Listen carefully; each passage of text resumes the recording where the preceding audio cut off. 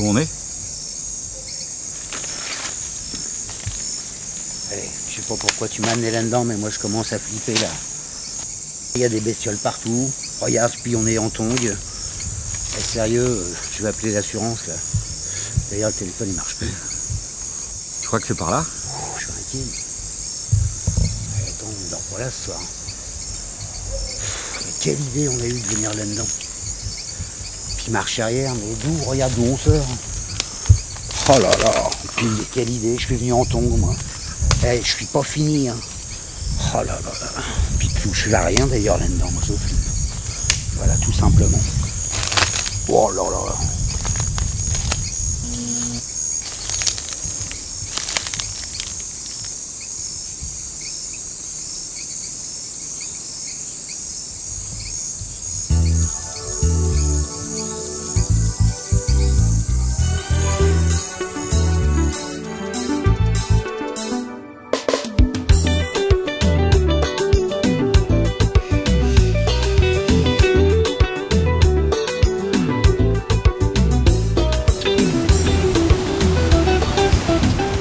Nouveau terrain d'investigation pour Jean-Luc Blé, la Guyane.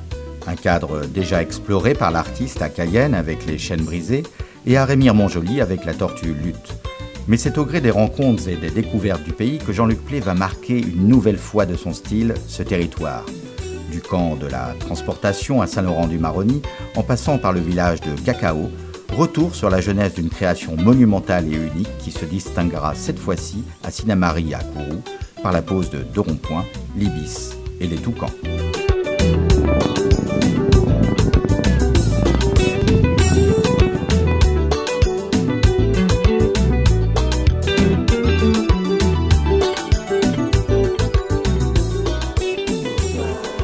Mais il faut revenir 4 mois en arrière pour découvrir la réalisation de ces œuvres. Sculptées dans une mousse polyuréthane, elles sont par la suite stratifiées à l'image des coques de bateaux. Matériau qui a pour avantage d'être à la fois léger et résistant, tout en répondant aux normes de sécurité nécessaires imposées par le cahier des charges. C'est donc dans son atelier que nous retrouvons Jean-Luc Blé et son équipe, lieu où l'imagination de l'artiste prend corps. On sculpte de la mousse polyuréthane de haute densité qui se doit d'être stratifiée en fibres, en résine. Par acquis de conscience, il faut que ce soit parfait. Nous sommes des pinailleurs, me dit-on. Et donc la mousse, elle est stratifiée hein, en fibres de verre, résine, avec les couleurs bien sûr des racines d'arbres. Et ça, vous y aller, c'est solide. C'est dur comme une coque de bateau, c'est le même procédé. Mais en cas de choc violent, bah, évidemment, ça résiste pas. Hein. Rentrer dans un bateau sur un quai avec votre voiture, il y aura un grand trou dans le bateau. Voilà, c'est le même principe. Enfin, la destination finale, c'est tout de même pas de s'en servir comme crash test. C'est pour embellir la vie des citoyens et satisfaire les élus qui nous ont honoré de leur commande. Et je crois qu'ils vont être aux anges parce que c'est vraiment c'est du travail d'orfèvre. Hein. Nous allons avoir 3 toucans, dont un, les ailes déployées qui arrivent, qui se posent, et un couple déjà en place. 3 parce que ça permet d'avoir un regard dans toutes les directions. Chaque automobiliste doit avoir un toucan qui le regarde. C'est important, c'est accueillant surtout. Et l'ibis commence à deviner à quoi ça va ressembler. Les proportions sont parfaites. C'est magnifique. Et la transparence des plumes, ah, ça c'est les petits secrets de la maison. Avant de trouver quelqu'un qui sache faire ça, bah, bon courage. On aura eu le temps de s'envoler vers d'autres cieux. Voilà, c'est totalement magnifique. Une réussite.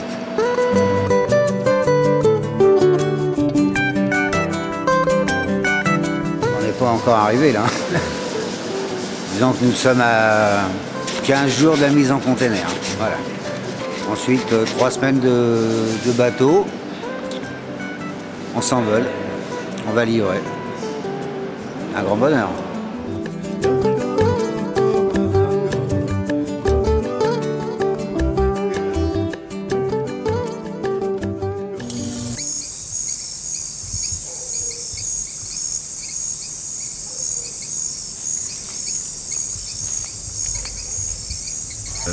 Jean-Luc, Quoi regarde juste devant toi. Ah, c'est quoi?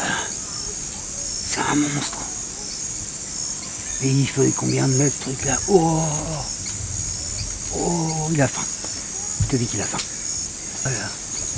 Mais là, doucement, Bah, tu recules. je vois que ça comme solution. Marche arrière, on prend le sens interdit. Allez. Tout doux.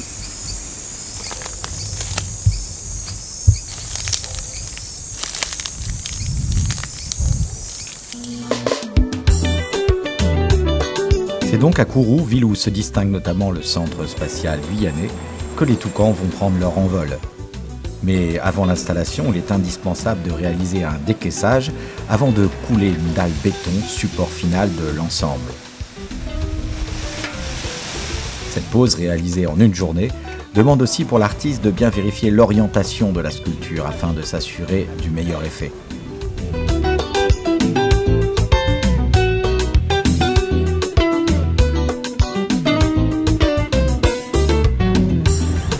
« 130 kilos.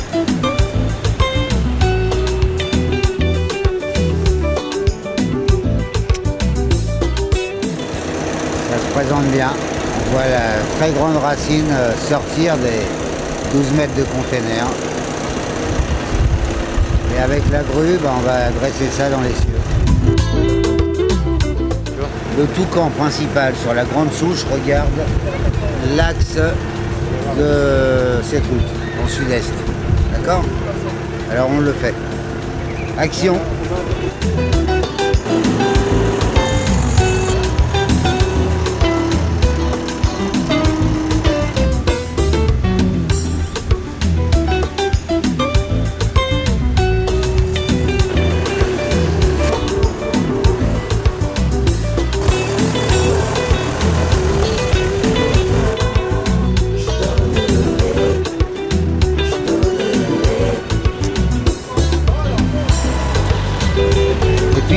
Mets-toi là, voilà. C'est là, t'es dans ta bagnole, regarde. Ah, puis le racine.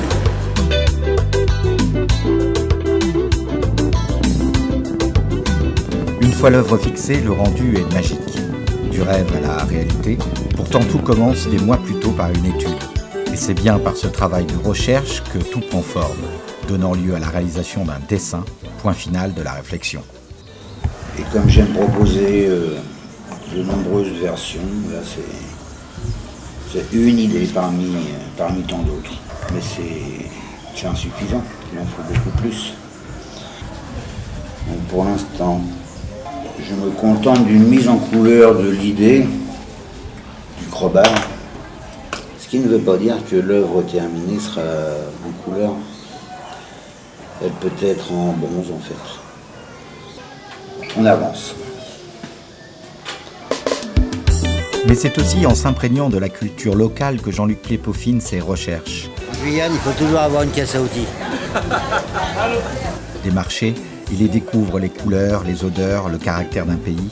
Et de l'histoire, il s'imprègne ainsi de la culture d'une région, comme ici à Saint-Laurent-du-Maroni, au cœur du camp de la transportation. Je ne suis pas trop d'accord sur l'esprit de la restauration, parce que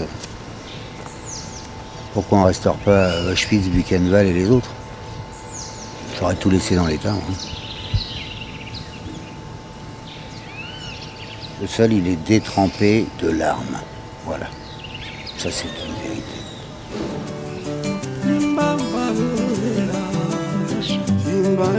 Et c'est bien par tout ce travail réalisé en amont que les œuvres de Jean-Luc Plé s'inscrivent totalement dans le paysage culturel d'une commune, comme le souligne Lynn Nettard, délégué à la culture de la ville de Kourou.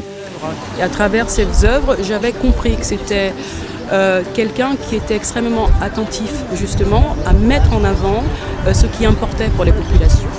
Il a compris qu'il fallait être sensible, mais ça c'est le propre de tout bon artiste je crois, mais il a compris qu'il fallait être sensible sur un territoire sensible.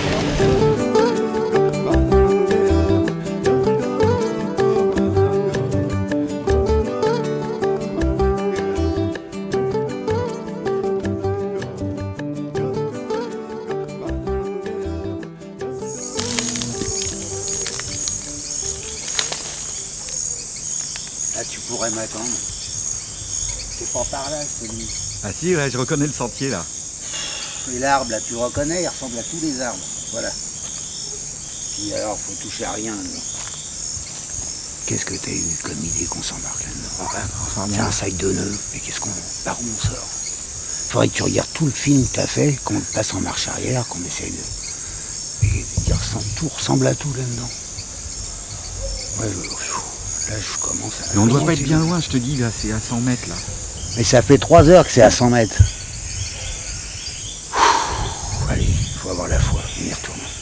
Faut continuer de toute façon. J'espère qu'on est dans le bon sens. On va tomber sur je sais pas quoi, moi, en plus. Ah, le problème, c'est qu'il faudrait rentrer avant la nuit. Il y a des bruits, attends, viens, on s'arrache. Un singe, on lui demande la route, il doit savoir, lui. À Sinnamary, c'est le jour J, jour de pose de l'ibis. Cette sculpture représentant un ibis sur la mangrove initiant son petit au vol est imposant par sa taille au sol. D'une douzaine de mètres environ, il aura fallu une logistique importante pour couler la dalle béton et une attention toute particulière quant à l'orientation de l'œuvre. Donc ici on se trouve sur 1, 2, 3, 4, 5 même avec cet échappatoire. C'est vital le positionnement. Une voiture qui fait un tout droit. Surtout pas que ça finisse dans notre décor. Enfin là, c'est toujours bien de vérifier avant de poser. Avec son aile droite, l'oiseau prend tous les touristes et les emmène avec son aile gauche dans la commune de Sinnamary.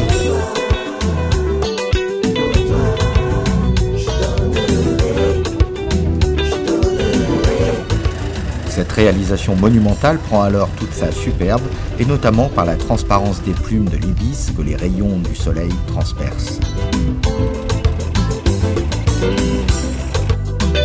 Pour les habitants de Sinnamary, c'est donc bien une réussite, et un défi relevé par Jean-Luc Plé.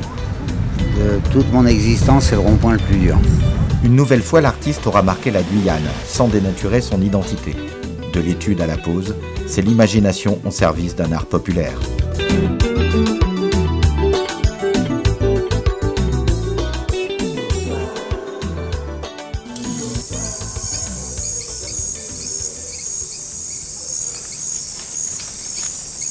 On est déjà passé par là, puis merde. C'est plein de bestioles, regarde-moi ça, c'est des fourmis. Mais par où on se tire? Ah, m'a piqué. C'est par où la sortie? Moi j'ai envie de dire tout simplement que cette œuvre, je l'ai trouvée magnifique. Je l'ai trouvée magnifique dans le nombre de réactions qu'elle a suscité. Ça a l'air de 3 oiseaux posés comme ça, mais derrière, il y a toute une histoire et on peut partir de ces 3 oiseaux pour construire et pour transmettre l'histoire de la ville de Kourou. Encore une fois, en 4 mois, je trouve que c'est extraordinaire. Merci au nom du sénateur-maire et de son conseil municipal ici présent. Voilà.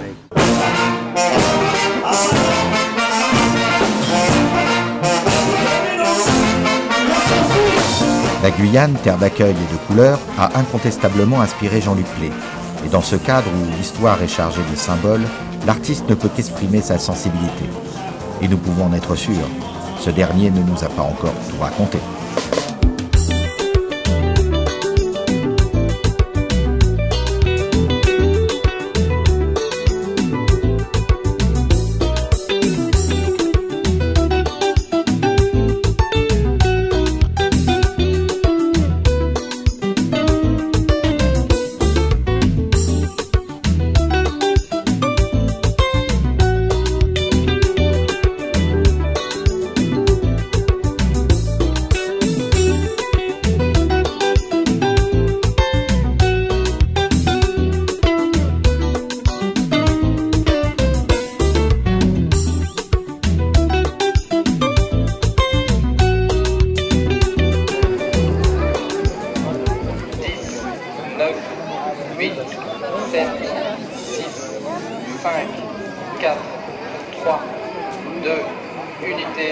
Top, allumage Vulcain.